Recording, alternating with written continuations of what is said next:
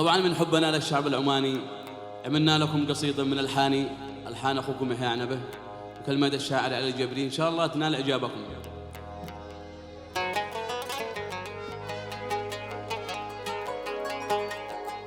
دام عزك دام يا سلطان عمان،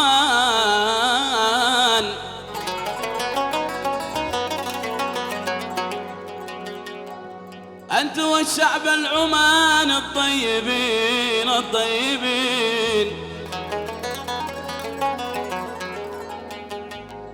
أنت ما مثلك وشبصم بالبنان بالبنان،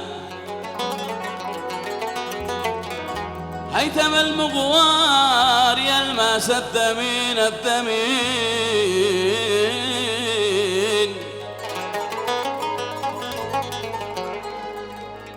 اليمن وعمان أخو من زمان من زمان، حبهم راسخ على مر السنين السنين.